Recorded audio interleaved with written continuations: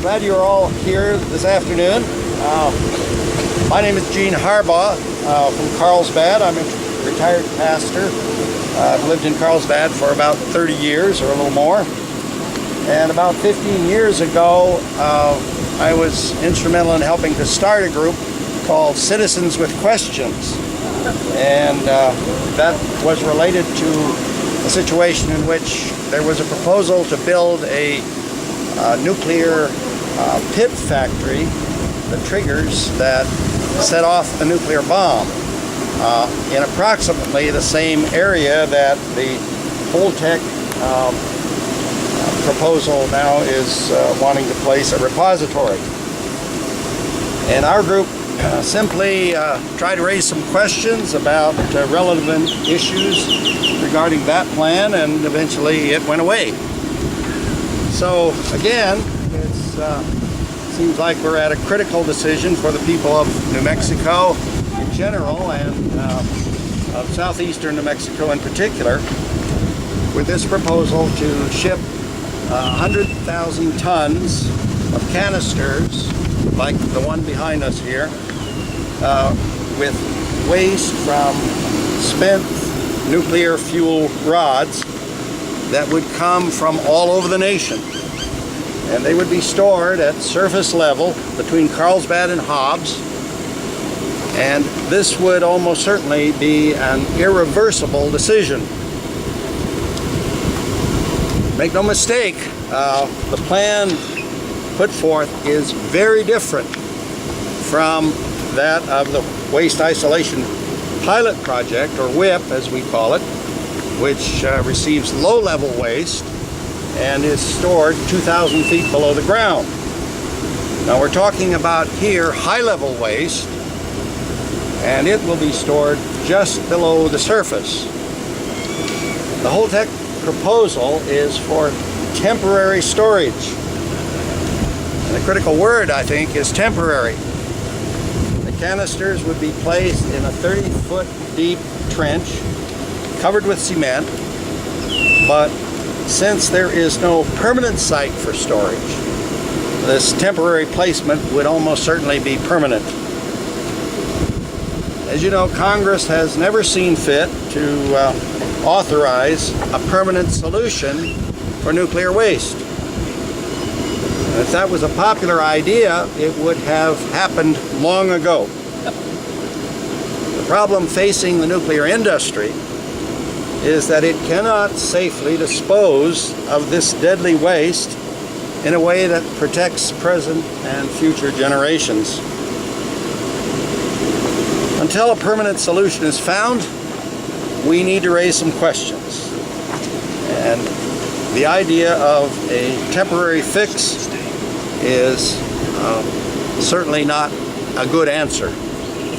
It's a legitimate question to question the wisdom of continuing government subsidies for a nuclear industry that has such an Achilles heel as this one does.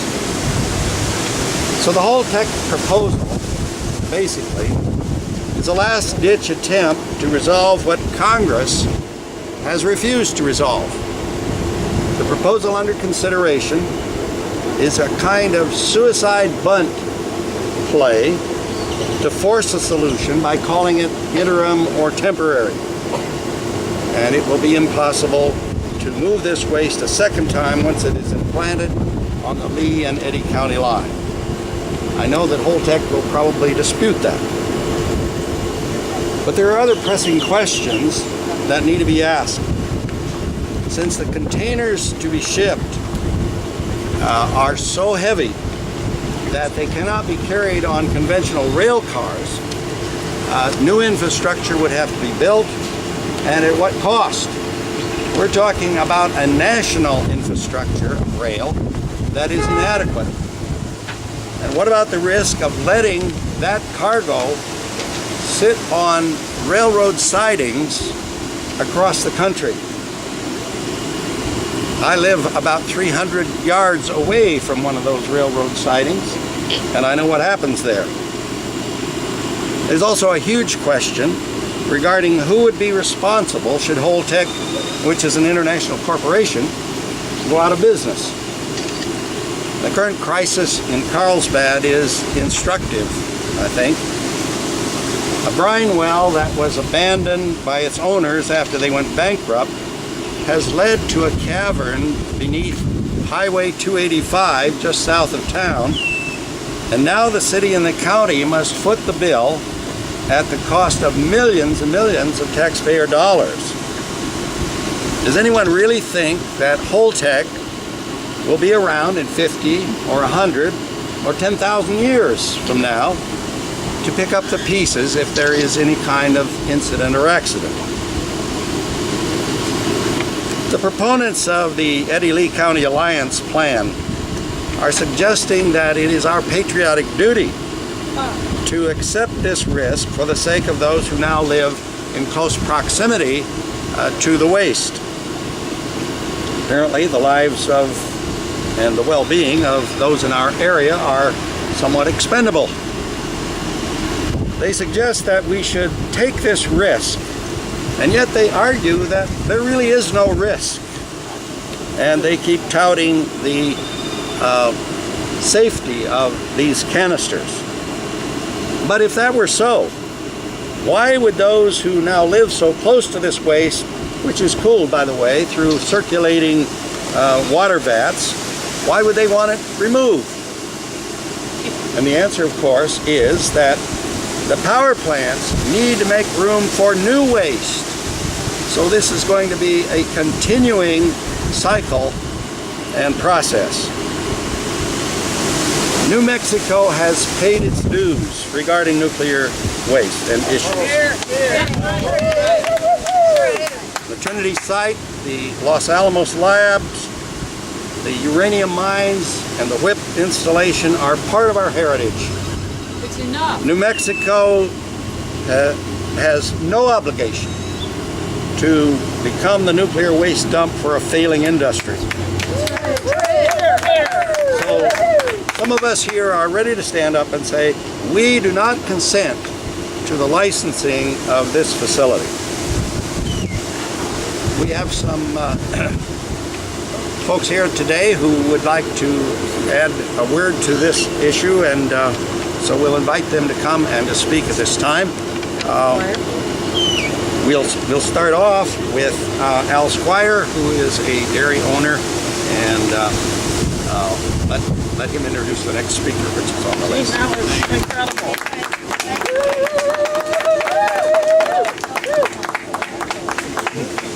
Thanks, Gene. My name is Al Squire. My wife, Linda, and I own a dairy in Hagerman, actually two dairies side by side. And what I would like to bring to everybody's attention today is how much the dairy industry contributes to this economy in this state. When we moved here, it was in the early 90s, and the dairy industry was just growing in this area.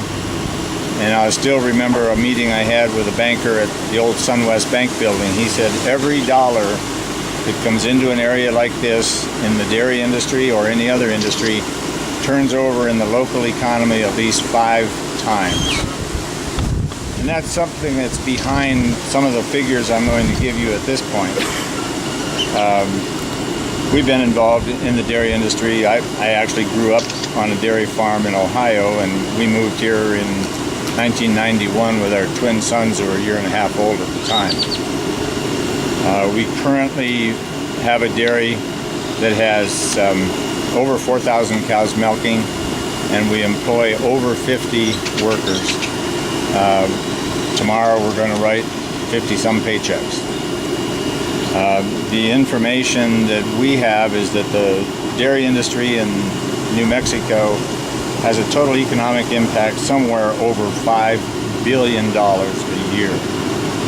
And a lot of that has to do with that five-fold turnover of all of the money that we spend. So that's something, you know, when we're talking about this Holtec project, we're just talking about money. It's just who's going to get it. And to cut to the chase, they're going to have about 50 employees And the dairy industry itself has over 6,000 direct employees and over 17,000 indirect employees that work at the cheese plants, hauling milk, hauling feed, doing all the other services that we have. So we're second only to the gas and oil industry in economic contribution to this state. The reason I bring that up is because even though everybody in other parts of the country in this Holtec project is supposed to be safe, they keep telling us it's safe. We're going to move this stuff from a contaminated area in another part of the country. We're going to go through all kinds of gyrations to move it from this contaminated area, and we're going to haul it thousands of miles to bring it to New Mexico so we can store it here. And if it's contaminated there, and it's going to continue to be contaminated there after they move it, then why are we doing that? They say it's a safer deal. It's not safer to bring it all here and still have more there. We just contaminated more areas. The plans are to haul it in on rail cars. In the dairy industry, our feed comes in on semis down the highways. It comes in rail cars from all over the country. We have our water supply in the southeast, our southeastern part of the state could very easily be hampered by any kind of a radioactive leak from this planned placement of all these nuclear fuel rods. And when people talk about nuclear fuel rods, they're saying, oh, they're no problem, there's no big deal. Well, if you really think about it, those are what helped cause the 3 Mile Island disaster. They're what helped cause the Chernobyl disaster, and they're what helped cause the Fukushima disaster, all of which has long-lasting effects on the industry. In the dairy industry, our whole business model is very needy of a consumer who wants a clean, healthy, healthful product. And that's what we pride ourselves in producing. If there's just the slightest hint of some contamination of our dairy products that we've shipped, or even the potential for that type of thing, it could damage our industry to where we couldn't even ship any milk at all. We've had situations in the local area where there's been animal cruelty issues, and within 24 hours they can't ship milk off that facility because nobody wants it. And just imagine what would happen if we had some fuel rods that had a little accident or somebody made a mistake. Anytime from now on until the future, suddenly there's hundreds of thousands of cows that we don't have a market for their milk, and thousands and thousands of employees that don't have a job. So that's what brings me here today.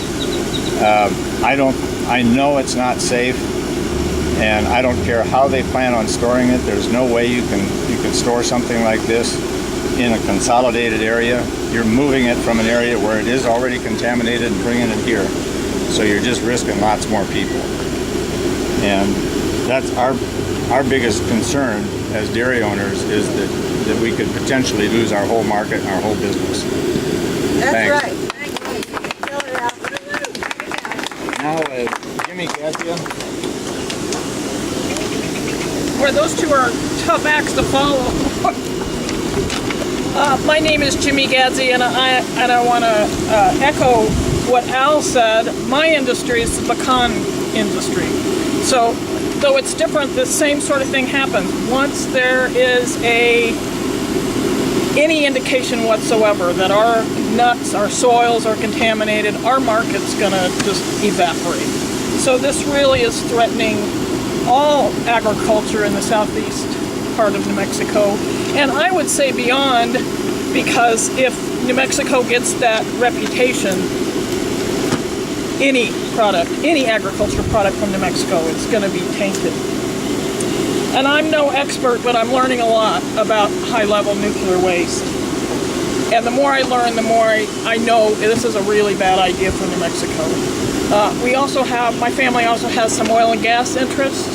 And just like the impressive numbers from the dairy industry, the oil and gas industry employs 105,000 people. So it's significant to our state. I think this project brings huge risks to all of us, and I have yet to figure out any benefits. So I don't want this stuff anywhere around me or my family or my farm or anywhere else, and I can't imagine anybody else would either.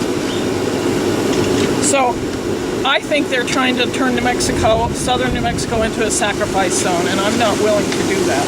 I don't feel like it's my patriotic duty. So thank you. Is Randy here? Randy Pride?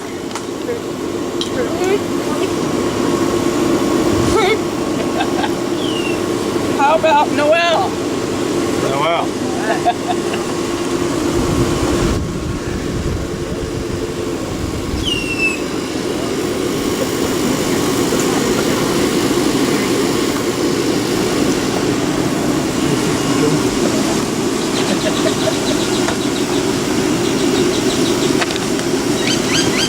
Hello, my name is Noel Marcus. I'm from Artesia.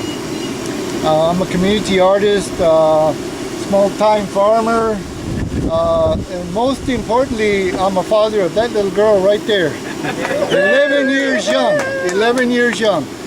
And we homeschool her, and we teach her to speak and to exercise her democracy, because if we don't speak, we don't make our elected officials accountable.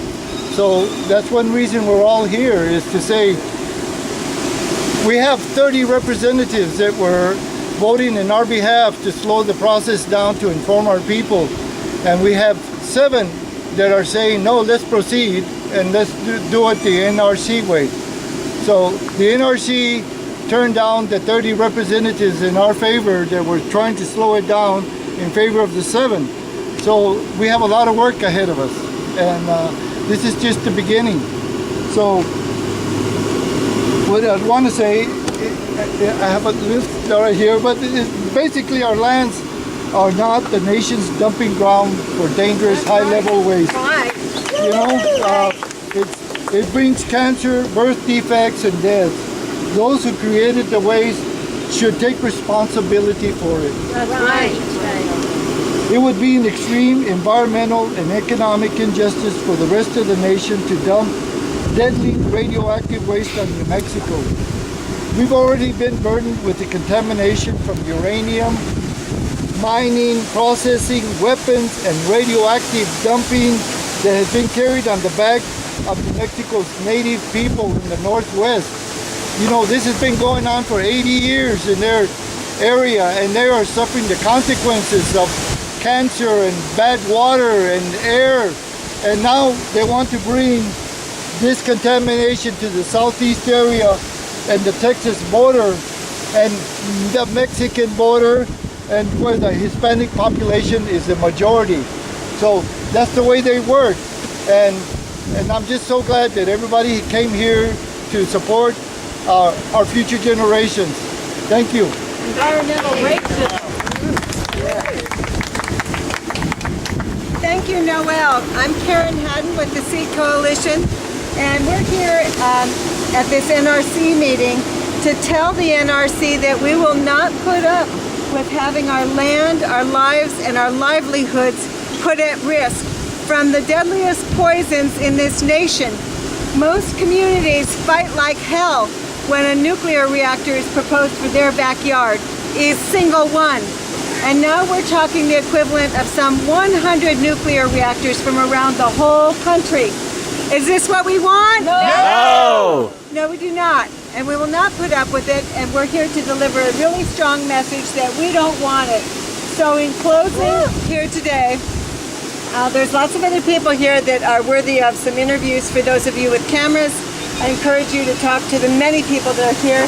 But for right now, we're going to chant together 3 times. We don't want it. And it needs to be really loud, so are you ready? Are you ready? We don't want it! We don't want it! We don't hear that inside. Thank you, everybody.